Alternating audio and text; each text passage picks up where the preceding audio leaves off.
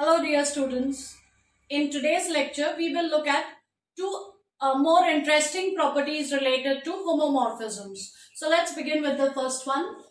Suppose I have a homomorphism from a group G to a group G dash, and if it so happens that G is abelian, then its homomorphic image should also be an abelian group.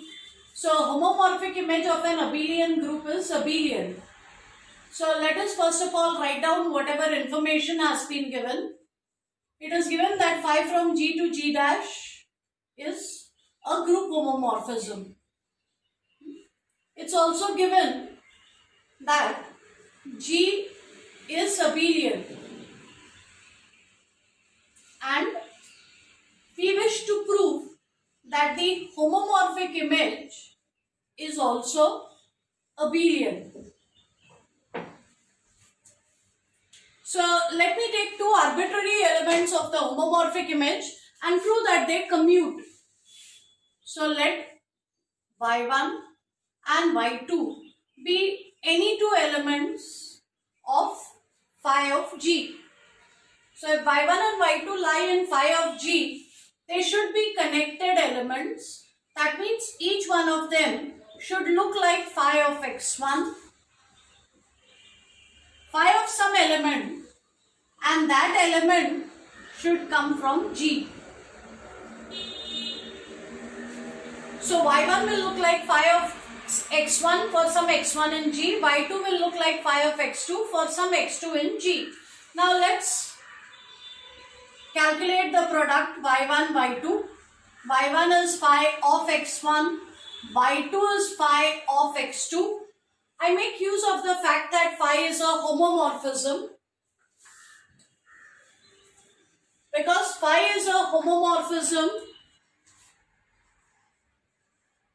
image of the product is product of the images. So I can combine the two elements and write it this way. I can do this because phi is a homomorphism. So y1, y2 looks like phi of x1, x2. But see where x1 and x2 are. x1 and x2 are in G, and it is given that G is an abelian group. So x1, x2 lie in G and G is abelian. So instead of x1, x2, it is perfectly okay to write x2, x1. Because G is an abelian group, elements in G will commute.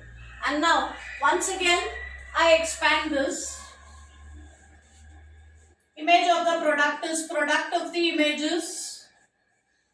So I'll get phi of x2 times phi of x1, which is equal to y2 times phi 1. And that means elements in phi of G also commute, and hence phi of G is abelian. So if G is abelian, then its homomorphic image is also abelian. And if in addition to this, it is given that phi is onto, if this function is onto, then I know that the homomorphic image will be equal to the entire codomain. So if in addition to being a homomorphism, if the function is also onto, then the homomorphic image is equal to the codomain. So in this case, I can say that if G is abelian, then G dash is abelian. So in addition to the above, if phi is also onto, then if the domain group is abelian, codomain will also be an abelian group. Let us now prove a similar result.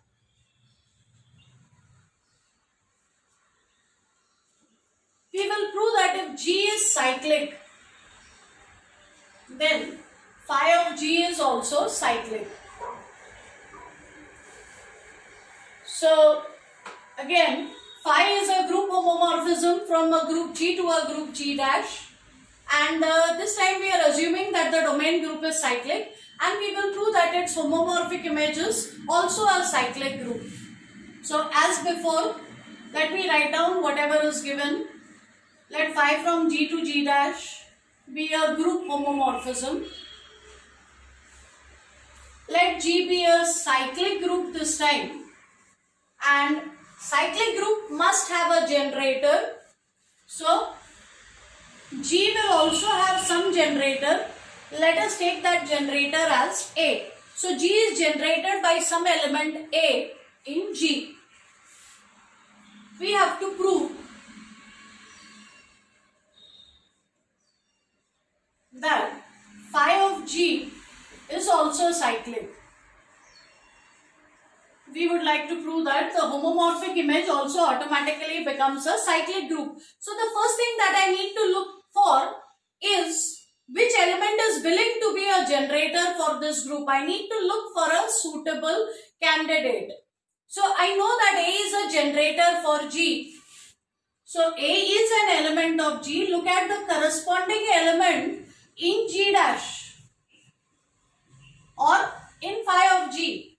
So if I look at the corresponding element, this is a good enough candidate to become a generator for phi of G. So let me put that as a claim that phi of G is generated by this element phi of A, and let's verify our claim. So let us start with any element in phi of G. Let y belong to phi of G. I will prove that every element in phi of G can be written as an integral power of the generator. I am trying to prove that phi of A is a generator. So I need to prove that every element in this group can be written as an integral power of phi of A. So if y lies in phi of G, firstly, y has to be of the form phi of x for some x in G. Now this x is coming from G, so let me make use of that fact.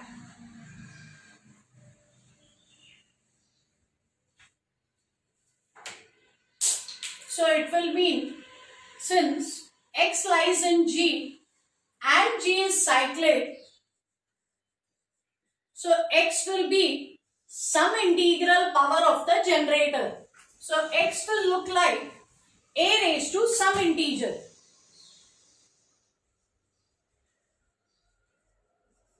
So let's come back to y now.